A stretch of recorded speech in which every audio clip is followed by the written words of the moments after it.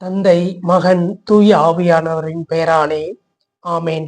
அன்பிற்குரிய சகோதர சகோதரிகளே, பொது காலத்தினுடைய 30ஆம் வாரம் கடவுளுக்கு ஏற்புடையவர் யார் என்று கேள்வியை எழுப்புகின்றது. நாம் ஒவ்வொருவரும் கடவுளுக்கு ஏற்புடையவர்களாக இருக்கின்றோமா என்று சிந்திக்க நமக்கு அழைப்பு விடுக்கின்றது. இன்றைய நற்செய்தியிலே பார்க்கின்றோம், ஆண்டவர் இயேசு 2 வகையான மனிதர்களை அங்கே காட்டுகின்றார். ஒருவர் பரிசேயர். பரிசேயர் என்றாலே அவர் சட்டம் பயின்றவர். சட்ட நுணுக்கங்கள் அத்துணையும் அவருக்கு தெரியும். சாதாரணமாக சட்டம் தெரிந்தவர்களுக்கு சட்டத்தில் இருக்கின்ற ஓட்டைகளும் தெரியும்.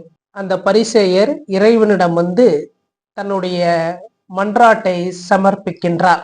அவருடைய மன்றாட்டு எத்தகையதாக இருக்கின்றது என்று பார்க்கின்ற பொழுது, ஆண்டவரே, நான் கொள்ளையர், நேர்மையற்றோர், விபச்சாரர் மற்றும் இந்த வரி தண்டுபவரை போல இல்லாதது குறித்து நான் உமக்கு நன்றி செலுத்துகின்றேன். மேலும் வாரம் 2 முறை நான் நோன்பு இருக்கின்றேன். என் வருவாயிலெல்லாம் 10ல் 1 பங்கு நான் உமக்கு காணிக்கையாக கொடுத்து விடுகின்றேன். இவர் செய்தது அல்லது இவர் சிந்தனையில் இருப்பது ஏன் நாம் செய்வது, நம் சிந்தனையில் இருப்பது நம் இறைவனுக்கு தெரியாதா? நாம் சொன்னால்தான் நாம் மனதில் இருப்பதோ அல்லது நாம் செய்வதோ இறைவனுக்கு தெரியுமா? இந்த சமுதாயத்திலே வாழுகின்ற எல்லாரும் வெவ்வேறு பின்புலன்களை கொண்டவர்கள். எல்லோருக்கும் ஒரே போல குடும்ப சூழ்நிலையோ, பொருளாதார வசதியோ, கல்வியோ, அறிவோ, அனுபவமோ, வயதோ, ஆன்ம பக்குவமோ இருப்பது இல்லை. பல்வேறுபட்ட சூழ்நிலைகளில் பல்வேறு விதமான அனுபவங்களை கொண்ட, பல்வேறு விதத்திலே வயதிலே இருக்கின்ற பல்வேறுபட்ட மனிதர்கள் நாம் அனைவரும் சேர்ந்துதான் ஒரு திருச்சபையாக, ஒரு சமுதாயமாக இருக்கின்றோம். இதில் ஒரு சிலரை மட்டும் குறை சொல்லி நான் மேன்மைப்பட்டவன் என்று சொல்லிக் கொள்வதற்கு என்ன இருக்கின்றது? கொள்ளையர், நேர்மையற்றோர், விபசாரர், வரி தண்டுவோர் என்று பார்க்கின்ற பொழுது, கொள்ளையர்களையும் நேர்மையற்றோரையும் விபச்சாரர்களையும் வரி தண்டுவோரையும் உருவாக்கியது யார்? அதற்கு இந்த சமுதாயம் பொறுப்பேற்க வேண்டும். ஒரு சமுதாயத்திலே ஒரு குற்றமானது நிகழ்கின்றது என்றால் ஒட்டுமொத்தமாக ஒரு சமுதாயமும் தனித்தனியாக தனி நபரும் பொறுப்பேற்று கொள்ள வேண்டும். உதாரணமாக, கண்ணகி மதுரையை எரித்தது தன் கணவனை இவர்கள் கொன்று விட்டார்கள் என்பதற்காக அல்ல. தான் வைத்திருந்த சிலம்பின் மீது ஆசை கொண்டு ஒருவன் அதை எப்படி வேண்டுமானாலும் அபகரிக்கலாம் என்கின்ற எண்ணம் கொண்ட ஒருவன் அங்கு இருக்கின்றான் என்றால் அந்த சமுதாயம் நல்ல சமுதாயம் அல்ல. அப்படிப்பட்ட சமுதாயத்தை ஆளுகின்றவன் நல்ல ஆட்சியாளனும் இல்லை என்பதனால்தான் மதுரையை கண்ணகி எரித்தாள் என்கின்ற உண்மையை நாம் புரிந்து கொள்ள வேண்டும். ஒரு சமுதாயத்தில் ஒருவரை நாம் புறம் தள்ளி அவர்கள் குற்றவாளிகள் என்றும் அவர்களை விட நாம் மேன்மை மிக்கவர் என்றும் சொல்லிக் கொள்வதற்கு நமக்கு என்ன அருகதை இருக்கின்றது? நான் யார் என்பது 2 பேருக்கு மட்டும் தெரியும். நான் யார், என்ன செய்து கொண்டு இருக்கின்றேன், என் உள் உணர்வுகள், என் எண்ணங்கள் எப்படிப்பட்டதாக இருக்கின்றது என்று எனக்கு தெரியும். என்னை படைத்த இறைவனுக்கு தெரியும். மற்றவர்கள் மத்தியிலே நான் நல்லவன் என்று பேரெடுத்து விடலாம். ஆனால் உண்மையில் நான் யார் என்பது எனக்கும் என்னை படைத்த இறைவனுக்கும் தெரியும். இது ஒவ்வொருவருக்கும் பொருந்தும். ஒருவரை குறை கூறி, வேறுபாடு காட்டி, பேதம் பாராட்டி அவர்களை ஒதுக்குவதுதான் பாவம் என்று பாரதி சொல்லுகின்றான். குல உயர்வு தாழ்ச்சி கொள்ளல் பாவம் என்றே அவன் சொல்லிவிட்டான். அந்த பரிசேயனுடைய மன்றாட்டிலே பார்க்கின்ற பொழுது 10ல் 1 பங்கை நான் கொடுத்து விடுகின்றேன். சட்டம் சொல்லுகின்றது தசம பாகம் கொடுக்க வேண்டும் என்று. சட்டத்தை மட்டும் நிறைவேற்றுவதற்கு நமக்கு இந்த மனித இயல்பு தேவையில்லை. மனிதன் என்று பார்க்கின்ற பொழுது சட்டம் என்று குறிக்கப்பட்ட அந்த எல்லையை தாண்டி தர்மம் என்கின்ற எல்லைக்குள் நுழைந்து நாம் கருணை பாவிக்க வேண்டும். அவன்தான் மனிதன். சட்டம் ஒரு குறிப்பிட்ட ஒரு வரையறையை கொண்டிருக்கின்றது. எல்லா விதிகளும் விதி விலக்குக்கு உட்பட்டவை. ஆனால் தர்மம் சட்டத்திற்கு அப்பாற்பட்டது, சட்டத்தை கடந்து செல்லக்கூடியது. அப்படிப்பட்ட கருணை நெறிக்கு நம்மை அழைக்கின்றது இன்றைய வழிபாடு. எவன் ஒருவன் தன்னை உயர்ந்த மனிதன் என்று சொல்லிக் கொள்ளுகின்றானோ அவன் கண்டிப்பாக ஒரு உயர்ந்த மனிதனாக இருப்பதற்கு வாய்ப்பு இல்லை. ஏனென்றால் உயர்ந்தோர் தங்களுடைய புகழை தாமே சொல்லிக் கொள்ளுவது இல்லை. இதற்கு மகாபாரதத்திலே இருக்கின்ற ஒரு கதையிலிருந்து சொல்லலாம்.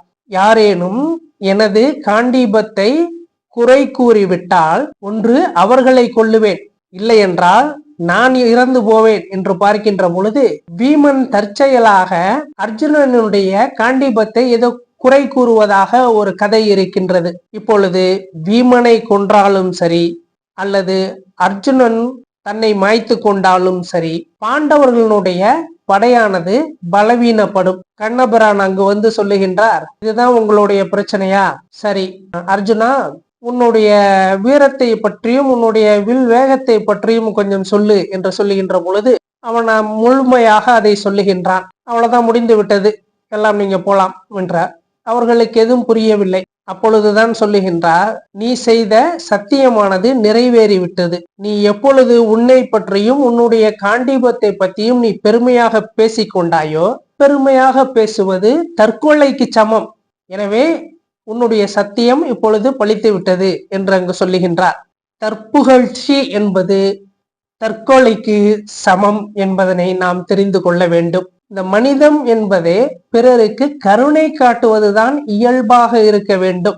ஏனென்றால் ஆறறிவு கொண்டவன் என்று பார்க்கின்ற பொழுது தன்னோடு வாழுகின்ற சக மனிதர்களுக்கு மட்டுமல்ல, மாறாக எல்லா உயிர்களுக்கும் கருணை பாவிக்க வேண்டும் என்பதுதான் இந்த மனித பிறப்பினுடைய நோக்கமாக இருக்கின்றது. அப்படி கருணை கொண்டவர்கள்தான் உயர்ந்தவர்கள். இதற்கு உதாரணமாக வள்ளுவத்திலிருந்து ஒரு குறளை சொல்லலாம். வெள்ளத்தனைய மலர் நீட்டம் மாந்தர்தம் உள்ளத்தனைய உயர்வு. அதேபோல் உயர்ந்தவர்கள் பிறருடைய குற்றங்களை விசாரிக்க மாட்டார்கள். பிறர் குற்றம் விசாரியாமல் இருத்தலே உயர்ந்தோரினுடைய குணம். அதே போல பிறரால் தனக்கு தீங்கு ஏற்பட்டாலும் கூட அந்த தீங்கை பெரிதுபடுத்த மாட்டார்கள்.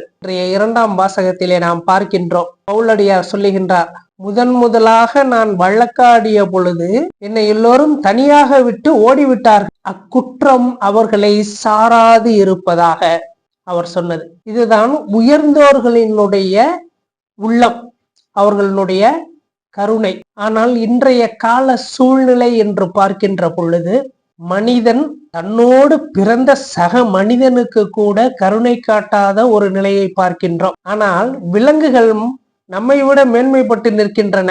ஒரு 20 வருடங்களுக்கு முன்னதாக மணப்பாறையில் நான் பார்த்தேன். என்னுடைய உறவினர் வீட்டிலே பூனை ஒன்று நாய்க்குட்டிக்கு பால் கொடுத்து கொண்டிருந்தது.